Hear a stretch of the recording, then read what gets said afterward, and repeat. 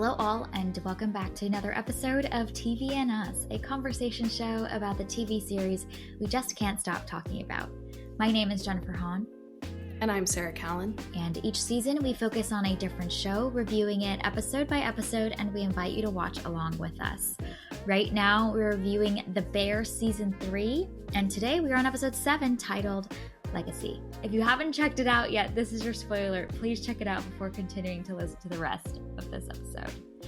Okay, Sarah, kick us off with an episode summary for this episode. The restaurant is out of sea folds. Sydney is presented with an opportunity. Oh, wow. That is Sid is presented with an opportunity. That is that. We're creating intrigue, you know? It's very good at doing that. All of the IMDb summaries for other, like, with some of our IMDb summaries for the movies that we watch over on our other podcast show called Movies and Us, they're not as good as The Bear. They all need to learn from The Bear. Mm-hmm. The Bear's killing it with these episode summaries. Every time. They're so good. Okay.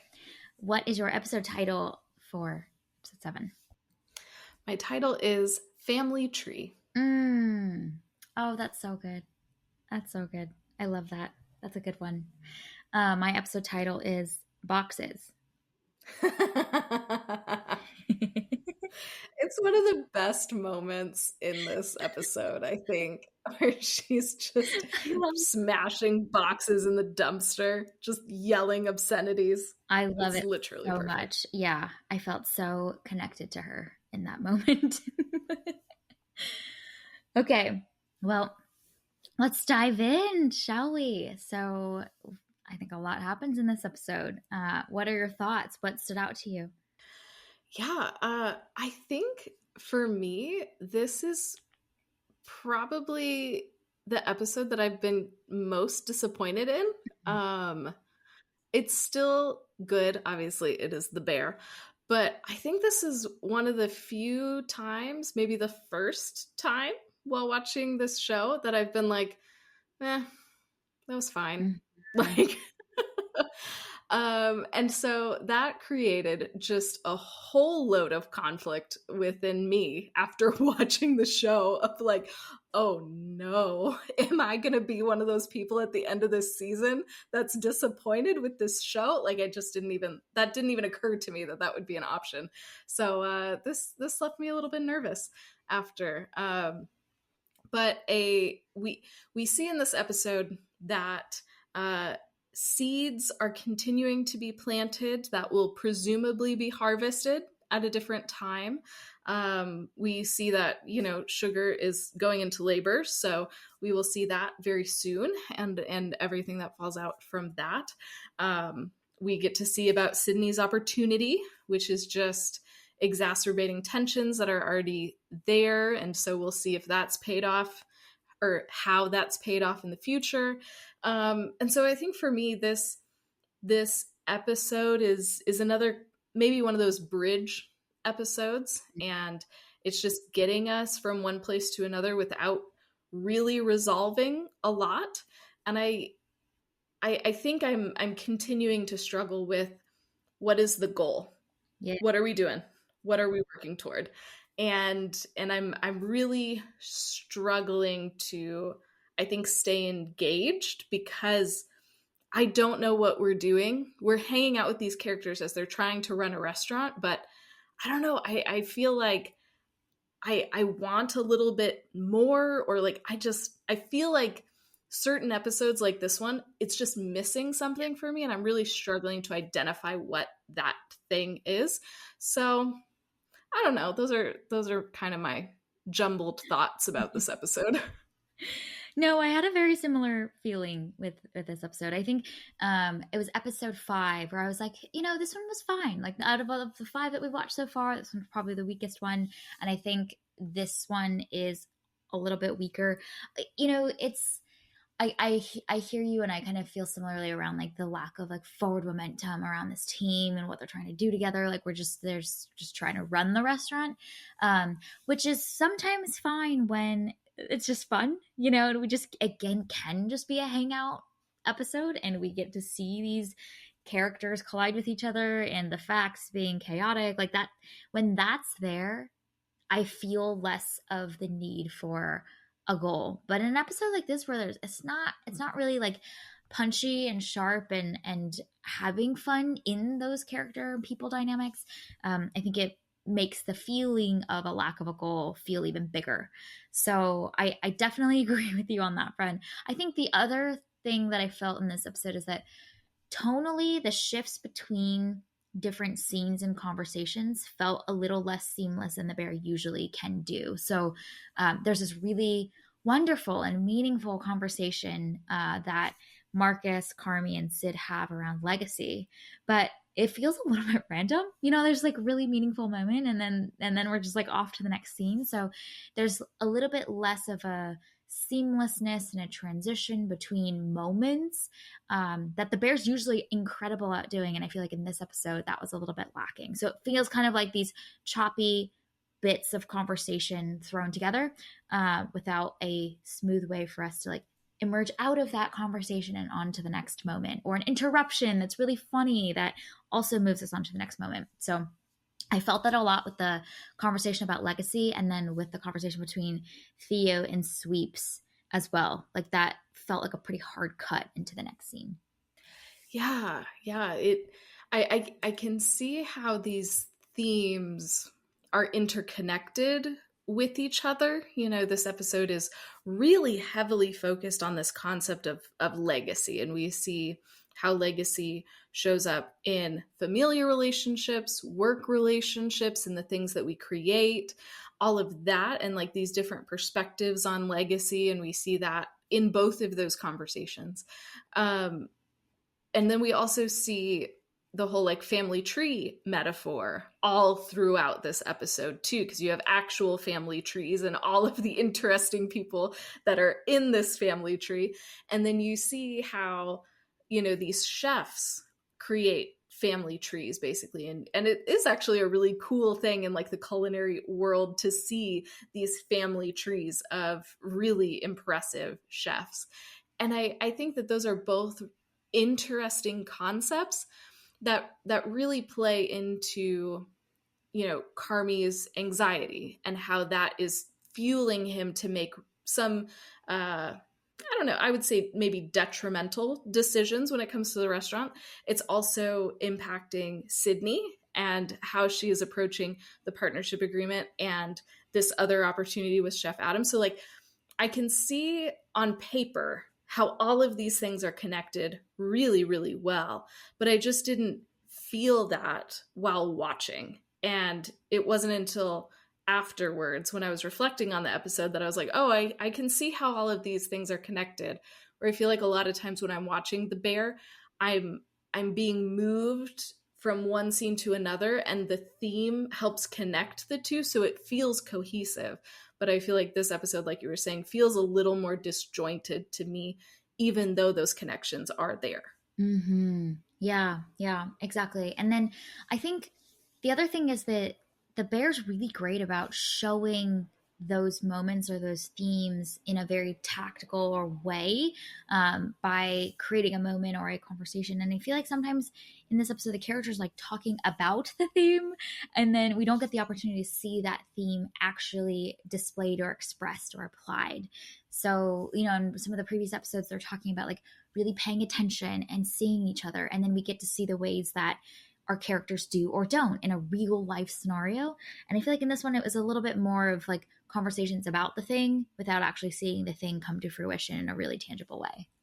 No, that's a really, really good point. Yeah, this episode really is a lot of conversations, but they're all disjointed from each other. Like in the second episode of this season, it was all talking, but it was so effective in seeing how these relational dynamics are at play. We're seeing how Carmi's actions are affecting the entire team, and it's chaotic and stressful, and there's this forward momentum, and it's a really, really well done episode.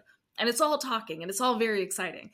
And I feel like this episode is kind of the opposite. It's all talking, but there isn't that forward momentum. There isn't that excitement to it. It's these reflective conversations that I don't know, they didn't carry as much meaning for me, maybe. Mm-hmm. I don't know. It didn't work for me. And I'm trying to figure out why. Because I don't know. I think it's hard, especially after like the bear has consistently performed Yeah. and it's consistently very, very good episodes. And so to me, this episode is mediocre. It's not a bad episode, but when you've had like stellar episodes for 2.5 seasons and then you have kind of a mediocre one, it's like, oh no, Mm-hmm. what is this? Mm-hmm. Yeah. It's interesting because I'm seeing a lot of like people comment about this latest season, and a lot of them are mentioning like, yeah, it's kind of a slow simmer. It doesn't have the same energy, and it wasn't as great as the previous two, and it's still fun, but not doesn't compare to seasons 1 and 2.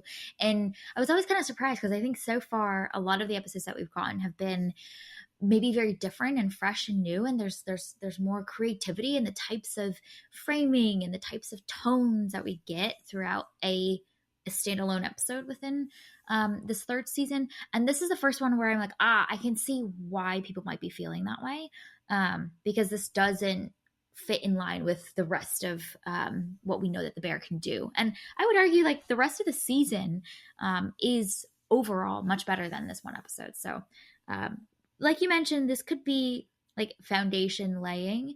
It could have done it maybe in a better way, but there's a few thread lines that are advancing forward in some way, and perhaps that's what they needed to accomplish with this. I mean, one thread line that is advanced is Mm-hmm. that Ibra now has help. Yes.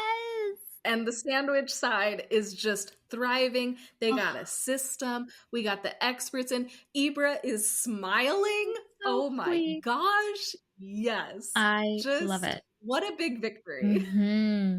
And what's really great about that whole sequence, getting to see them like rock and roll at their assembly line and their operations, is that it comes right after the previous episode where we got to see, or maybe the previous episode, but we just saw the bear and in its original the beef in its original form and the way that it was run. And so this feels very satisfying because it feels like that the spirit of the beef is still alive and well as part of the bear.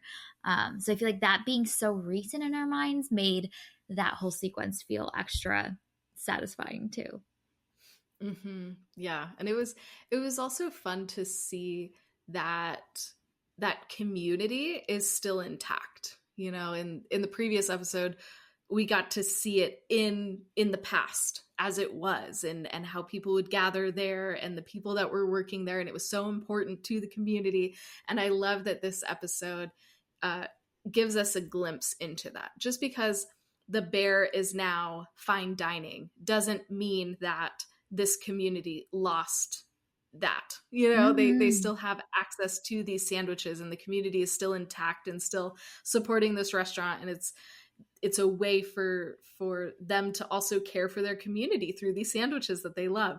So I like that this show took out that time to really highlight the importance of these sandwiches. Even though it doesn't really make sense to be part of a fine dining establishment, they're doing what's right for this community and for these people, and I love that. Yeah, no, it's so good. And I love that we get to see some of these like newer characters that are side characters, but we've seen a lot of them come through in the past. Like I think one of them's name's Chi Chi that we've seen come through and talk to Carmi and whatnot. So there's these familiar faces that have been a part of this community for many, many years and been friends with Mikey and the whole crew that are also stepping in and having their roles to be able to shine and make things great. Yeah, just jumping right in and getting things in order, getting a system in place. Yep. We love it. Yep. Oh, and then seeing Ibra smile is just the best. Ugh, yes. Yeah. Uh, Speaking of Ibra, there's a really great moment between Tina and Ibra where she gives him a clipboard. And what I Mm-hmm. love about that scene is there's a super quick shot and pan over to the napkins, and it's the same napkins that we saw that Mikey was putting back into the containers and giving to her to wipe her tears in just the previous episode, and it felt like a little like pay it forward slash like Tina cultivating and creating the culture that Mikey had led in and cultivated back at the beef, and like, you know, a little way to like honor his legacy. And this whole episode has been talking about legacy and family tree and the things we take with us and pass into our new environments, and that felt like such a little nod. And I love how subtle that little moment was, but felt like such a way that like this is Mikey's legacy being made uh, real through Tina. Mm-hmm. And it's such a small moment, but it's such a powerful illustration of what this episode is trying to do. Like for me, that moment was so much more effective than a lot of the other Yeah. conversations that are going on. And so it's just interesting how this episode is structured, because you can tell what it's trying to do, but I don't know. I think there's almost too many conversations about this theoretical concept rather than these little moments like Tina and Ibra, who are able to really show this being lived out rather than just people maybe talking about their own legacies or dreaming about what could have been. Mm-hmm. Mm-hmm. Yeah, because you know, we've always talked about like the bear's so good at creating these like really human moments, but does it in a way that is like how real actual people talk to each other and have difficult conversations, meaningful conversations, and then banter about it afterwards or make fun of each other afterwards, and it creates this really great dynamic between the serious and the lighthearted, and how quickly and seamlessly we as human beings weave back and forth between those two things. And that whole conversation about legacy, I mean, it's hard because I love that it happened and I love that they're connecting in this way, but it didn't fully resonate because I'm like, I don't know that that's how that would go or that that conversation would end. You know what I mean? It felt so big and serious and meaty for them to ask each other this question so seriously. I'm like, I just feel like there's a little bit more nuance to it that would have been more right for these characters and their dynamic together. Yeah, that's a good point, because I feel like Carmi's response to that question was spot on and totally him. And I Yes. feel like Marcus's response to the question was spot on and totally him. But how they arrived at sharing those felt off. And I think you're right. I don't know that these characters would have been that direct to say, hey, let's talk about legacy. What is Right. your legacy that you want to leave behind? Like that feels like a weird in for this conversation. Mm-hmm. I think really good point. Mm-hmm. Like they might circle around the concept of legacy, and it could have been seamless because Carmi and Marcus were just talking about the things that you take from your previous environments into your next, and how those through lines become this family tree. And I feel like had they just continued on that, like don't even use the word legacy. Who like Sarah, if we're just chit chatting one day and I'm like, what do you think you want your legacy to be? You know, just it's there's a way to talk about that concept without like hitting the nail on the head and talking about it so explicitly that I think makes it feel like an even more meaningful conversation. Be like, what do you want to take into your next context, or like, what's your family tree branch line going to look like? Like, we don't speak that way, you know. I don't think these characters speak that way. Maybe I don't know. It was just weird. And then like Sydney, I don't know, comes in the conversation, and then they ask her. It almost was like the way when someone shows up and you're like, hey, like we're gonna get lunch. Like, what do you want to get for lunch? It's the same kind of vibe. Like, hey, what's your legacy, Sid? You're like, wow, Mm-hmm. this is a lot. And And I think that that was supposed to be a moment of tension, you know, because she had just met with Chef Adam. Mm, She just had this opportunity presented. She's trying to come in and be under the radar. And she's probably also just completely in her head of like, oh my God, what do I do yeah. now?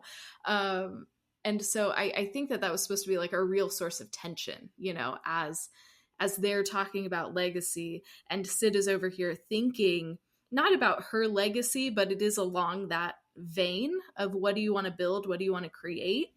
Um, and so I think that that was supposed to highlight the tension between those two things and almost like her divided loyalties. But I don't know that it actually accomplishes that. I think cognitively I was going, oh, that's what you're trying to do, but I don't know that I felt that in that scene. Mm-hmm. I wonder if maybe that scene comes a little bit later in the episode. It could have worked better because that's a great interpretation actually. Mm-hmm. That it's because there's tension that question feels more weighty, and then the conversation's actually not just about these three people talking about their legacies. It's actually an opportunity to showcase just how much tension there is, and we get to hear them talk about their legacy, but it pushes another storyline forward as well, like because that I think conversation happens in the first half of the episode. So had we had more time to see Sid like losing her mind and like getting overwhelmed and feeling more frustrated, and maybe if that happens after the whole conversation she has with Carmi where he's dismissing all of her ideas, like maybe that dissonance would have felt really interesting and meaningful to hear Carmi's answer, but then how she receives it and how she reacts to it, and then what her answer is that might be a little bit more spicy, right? Like that all now feels like the pinnacle of tension that's been built up versus it just feels a little random at the beginning. Mm-hmm. No, that's a good point. And I think it's supposed to like frame the entire episode, but I don't I know, see. man. I don't think it framed it very well. Yeah. Oh man. I really struggled with this episode. Yep. Oh gosh. Yep. It's okay. It's fine. It's still a good episode, but like man, it is not up to the Bears standards. Carmi would not have sent this out to service. Nope. Nope. Yeah, yeah, yeah. Can we talk about that scene between Carmi and Sid where Yes. oh my goodness. I I thought that it was great. Because you get to see Sid's facial expressions, but Carmi's like not even looking at her in that conversation, which I thought was genius because it showcases how much he really isn't seeing her, both like figuratively and actually and literally. He's not even noticing that she's reacting every time he barrels over her suggestions because he's so busy. He's on to the next thing. He's like in the middle of doing things as he's having this conversation with her. I thought that just like the physicality of that conversation, of how they show up and like the dynamic of where they're standing, how they're looking or not looking at each other was great. Sydney's engaged. She's talking to him. She's looking at him while she's providing the suggestions. Carmi doesn't even like really look up to notice what the impact of his words are. So I thought that was really awesome. And it feels like that conversation is one that happens frequently. You know what I mean? Like this was not just like a one-off. Mm-hmm. It felt like this was a consistent dynamic between the two of them because we get to see so many of her other frustrations. Well, and what really amazes me about that conversation and what I think it reveals something important about Sydney too, is that even in this moment when she's frustrated with the Bear, she's frustrated with Carmi, she has another offer, she is still fully engaged. Yeah. And even when Carmi shuts her down the first time, she continues to move forward. She continues to be engaged. She continues to offer suggestions. She offers like 4 suggestions, I think, Yeah. and he shoots all of them down. And like you said, like this feels like a familiar thing.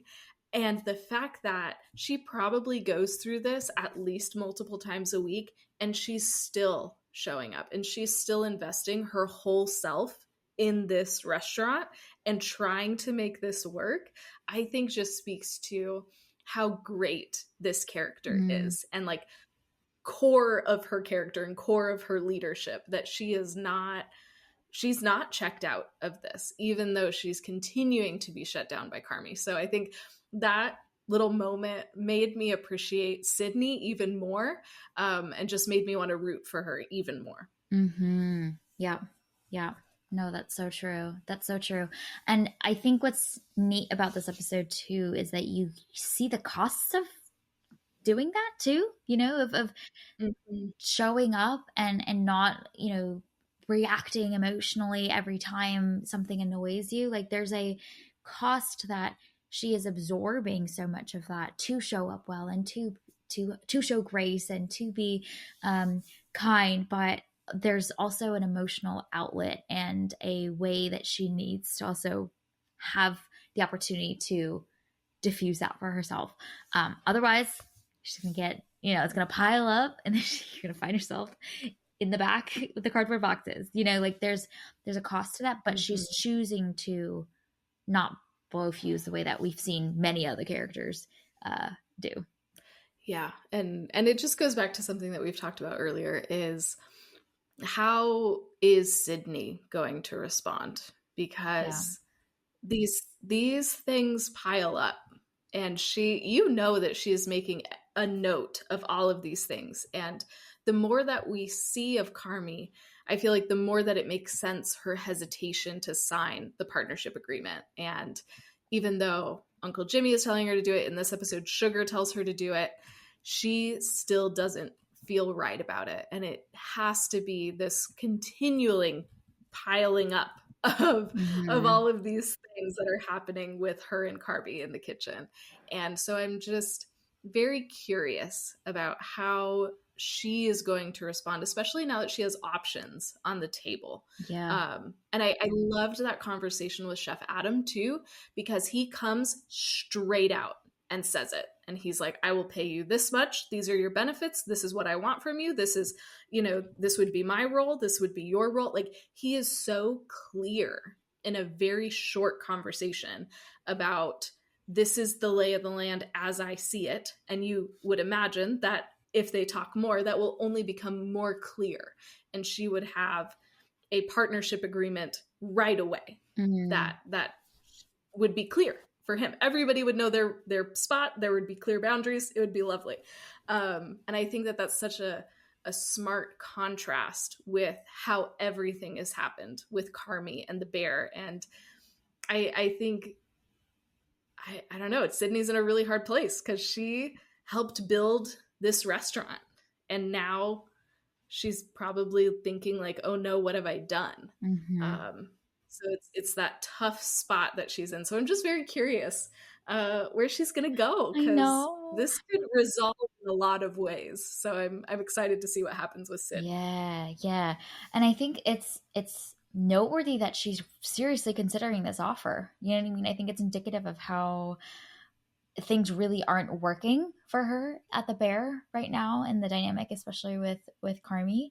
I thought it was noteworthy that Chef Adam basically tells her quite explicitly that she'll have a lot of autonomy and freedom to create the vision Mhm. at this restaurant, which I was shocked by too. I mean, you see her react, and I feel like I was also, as a viewer, reacting when she's like, "What kind of vibe are we going for?" And he's like, "Up to you, whatever you want to do. I trust it." And you're like, and then to see that conversation later with Carmy, where she has zero autonomy. If anything, the ideas and suggestions that she's coming up with are getting shot down one after the other. It makes that offer feel really attractive because he's giving her something that she's feeling like she doesn't have at all at the Bear. Um, so I think it's just impressive to see just how much Chef Adam really trusts and is in awe of her talent and willing to give her so much freedom to create the vision. Mm-hmm. Yeah, it's really smart the way that this show is setting that piece up, and just kind of trickling these things out, and I am appreciating the pacing at which Chef Adam shows up And I think that that is spot on.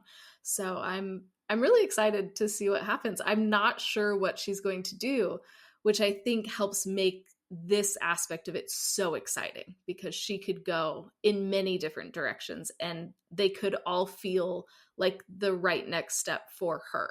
So that's an exciting thing to look Yeah, forward to. I know. I know. It's going to be fascinating. It just feels so early, like they just did Friends and Family Night. They've been open for a month and she's going to potentially leave. Like, what? I It's interesting because I think that my theory, I think that her heart is with the bear, but there's just so much frustration now that it's easy to find this other offer very attractive. You know what I mean? So it's like, I don't think that she longs to leave. They think that the dynamics and the vision that she bought into from the very beginning, her showing up with this whole binder full of her ideas for what this could be. I think that's still so alive and well in her. And we've seen her walk away from things in the past when they get hard. And I feel like growth for her potentially is to fight for progress and a healthier culture here. It's just, will her partners honor that commitment from the other end? It takes two to tango. So I think it's a fascinating, like, set of stakes that have been set up here, and this really attractive offer that's basically giving her everything she doesn't have right now in the bear is a great piece of storytelling device that is used. Mm-hmm. Yeah, I think it's really, really smart that she finds herself in this position. So we'll see. We'll see what happens. No, don't leave, Sid. I know. Honestly, I'm 1000% in the leave camp. I'm like, yes, girl, you take that really attractive offer and you just make it your own. Like, you go, girl. But then I'm like, No, then how would you have a season 4 unless it's like rival restaurants? But then that seems yeah, crappy. So I yeah. don't know. So she's probably not going to leave just so that there can be a season 4. I don't know. Or some other factor comes in to shake things up for season 4. I don't know. We'll Well, see. it's We have a few interesting. episodes left. We'll get there. Yeah, because I feel like we've been talking about, like, what will get Carmi to snap out of his tunnel vision state of being, and your primary partner basically saying, like, hey, this is not working, I'm potentially going to leave. That could do it. That could maybe do it. So I don't know. This might be a reality check that Carmi needs to know, that he can't just take Sydney for granted, and that she is of high value to this team, and he can't continue operating the way that he is. So we shall see. We shall see. Yeah. She's left before. And Yeah. so I think that's like the other thing in the back of my mind is like, if she leaves again, I want her to be gone. Like, Yeah. let's not do this like leave and come back thing again. Because I don't know, you can only do that so many times. So Mhm. I don't know. It's a very exciting part of this season, and I'm curious to see what happens, but I I I'm not sure how Yeah. that's gonna go. Yeah. Yeah. So, but we have confidence in the writers of The We Bear. do. So I'm sure that they'll do her justice. They'll do the storyline justice. But I do love that we're seeing her begin to unravel. This is very good. It's Yeah. it sucks, but it's very healthy. That it's still.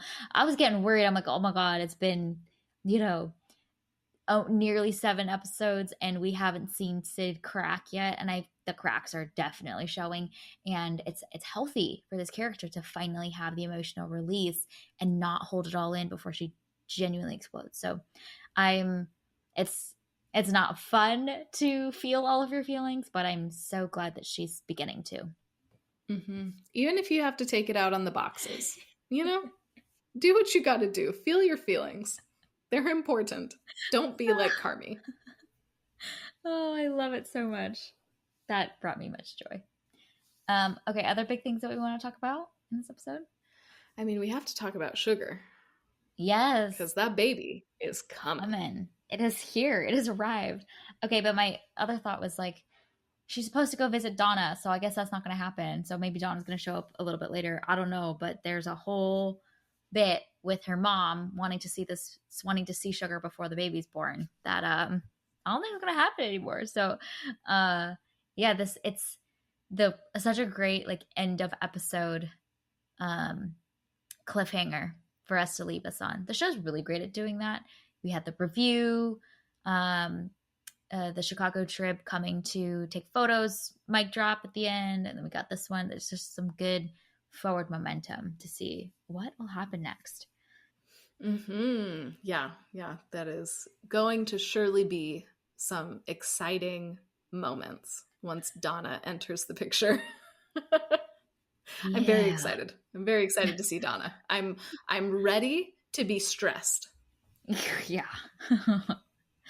I can anticipate my award for that episode just being this episode. Just episode with Donna. Special award. It's reserved. It's got her name written all over it. I'm ready to give it out whenever the time comes. Mm-hmm. I'm ready. Let's go. Yep. I just have a couple of little things. Okay. One is I think that Sydney's apartment is the same apartment that was used in Tina's flashback episode. There's a moment where Sid is in her like little living room thing, and it looks very similar to when Tina is talking on the phone in her episode in her living room.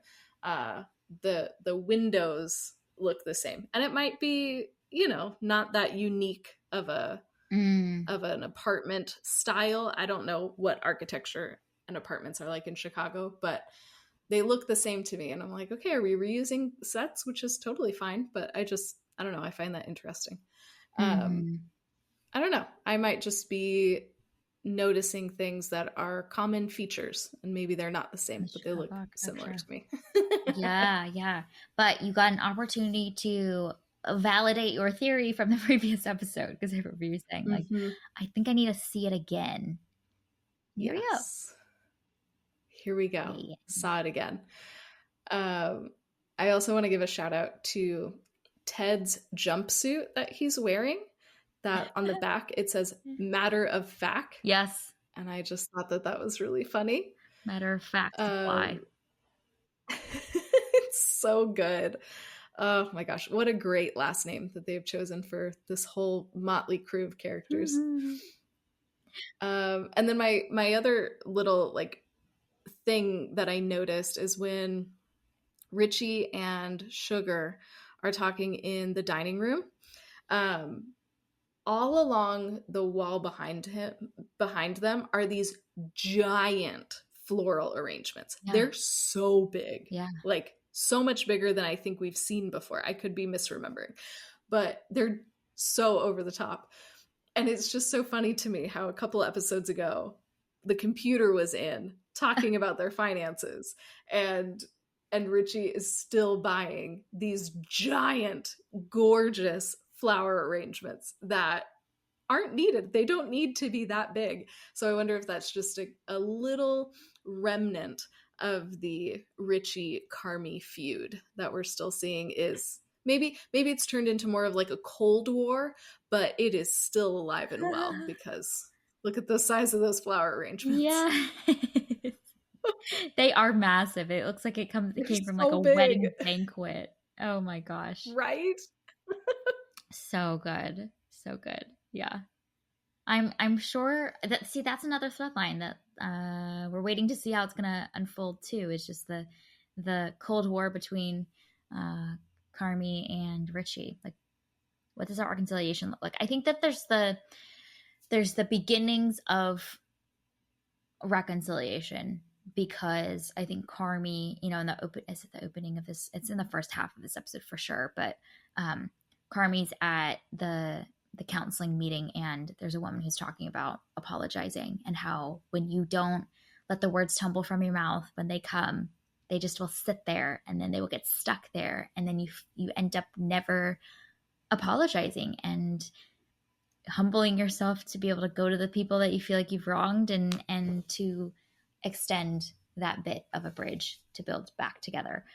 So there's some people that Carby needs to apologize to that's on his list. He's got Claire, there's some stuff with Sid, there's some stuff with Richie. So I think they're laying the foundations for that to potentially come soon.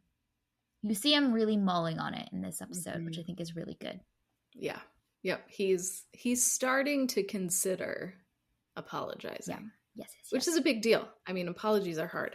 So, yes. He's baby stepping his way there. Yeah. Yeah. You see him softening a little bit. Mm-hmm. Yeah. Yep. All right. Shall we give out some awards? Yeah, let's do it. Okay. The first category is for Top Chef. Who's getting this award?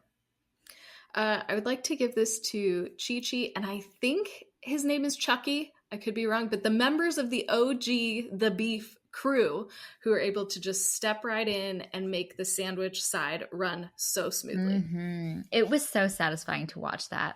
Yes. Oh, so good. Yeah, that's so great.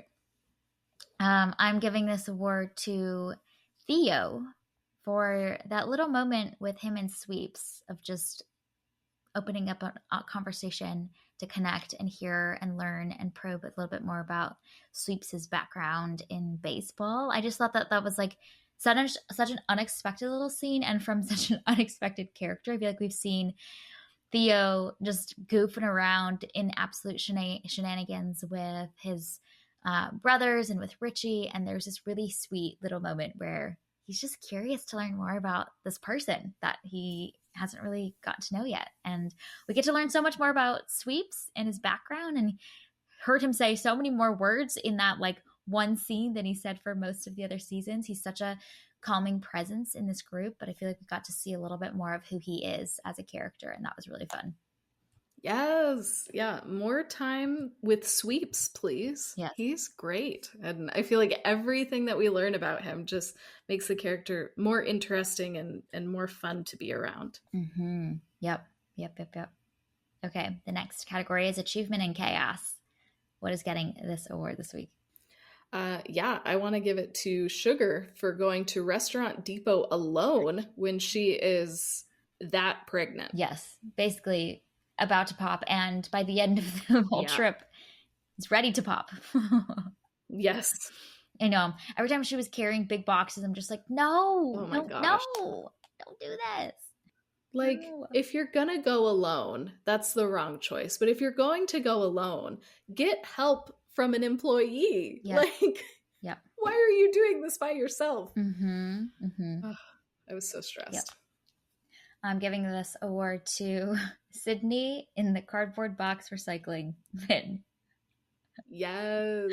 Oh, I love that scene so much. I feel that so hard. I get it, Sid. I'm with you. And my favorite part about that scene is at the very end, there's a giant cardboard box that just like slowly sinks over her face, and it's the straw that broke the camel's back. Yeah. I can relate. There's sometimes these things that just go wrong, or these little like inconveniences in objects not functioning that seem to just, it's the last straw. It's all you can take. And that cardboard box. Mm-hmm. Yep. Oh, that scene is so perfect. It's so good. Okay. The next category is spiciest line.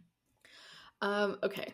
I want to give this to Carmi's "What have I done" expression in the beginning of the episode. So the episode opens with a flashback of him smiling, which is a rarity these days, but him smiling, remembering Claire, and then it cuts to him in the present, staring off into space. It's a really close-up shot of his face, and it's just this like, what have I done? What am I doing with my life? Yeah. And it was that like, oh no, deer in the headlights expression. That felt pretty spicy. Yeah, that's great. I love that one. Oh, so good. He's coming to his senses. This is very good. This is progress. It is good. Yes. Yes. We love to see progress. At least he's not we believe in you, Carmi. Non-negotiable lists and yelling at everyone. So this is better. Honestly. Yeah. We're still not great, right, but we are getting better. Mm-hmm. And we will take all the baby steps we can get. Some self-awareness is great. It's growing for sure. Love to see it. Yes. Yes. It's good. I'm giving this category to Chi-Chi, and he's describing a story with a customer who requested mayo, and he goes, I give him a side of mayonnaise. I say, go home, ruin the sandwich yourself. I'm not doing it. Oh, it's so good. The whole bit with Chi-Chi, Chucky, and Ibra just bantering together was probably the highlight of this episode for me. It was so fun. They're just a good time. Mm-hmm. I would love to see more of them. Yeah. Right? They're so much fun. Mm-hmm. I'm excited to see more. Yeah. Okay, looking ahead, what are you excited to see? We've got 3 episodes left. There feels like there's so much outstanding. Yes. And the show continues to just layer on more things. And I'm like, okay, what of these are we going to actually resolve in the next 3 episodes? And what is going to be left for maybe the next season or maybe never resolved? And so I'm just like, what are we going to do next? Because we still don't know what happened with the review.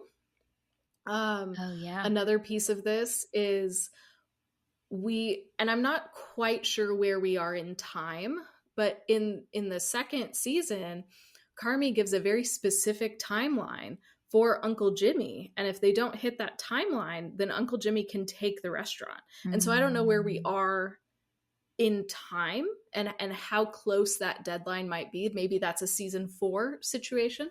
But that's something that's also in the back of my mind. And then obviously we have Sugar giving birth.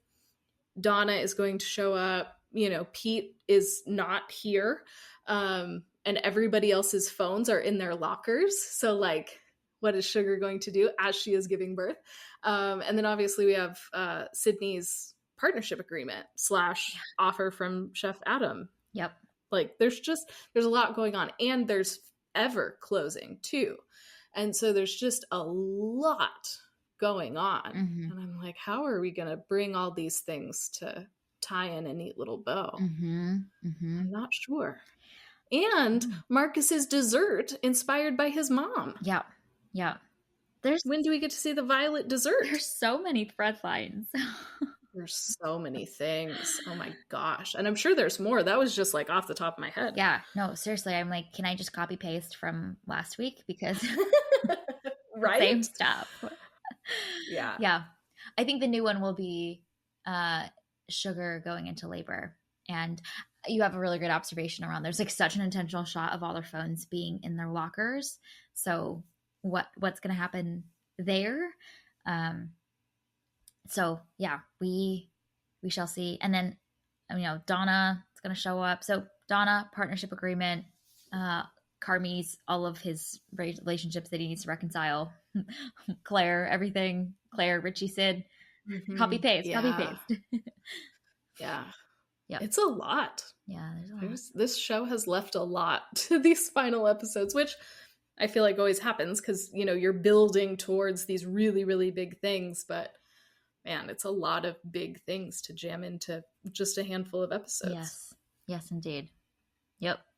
But we will continue to watch. I feel like every episode I'm like, okay, like which thread lines will we make progress on? And it feels like a lot happens, but they're not resolved yet, which is just genius because we come back the next week and we're like, oh my gosh, what's going to happen with these thread lines? And it's the same view. I think that's really fun.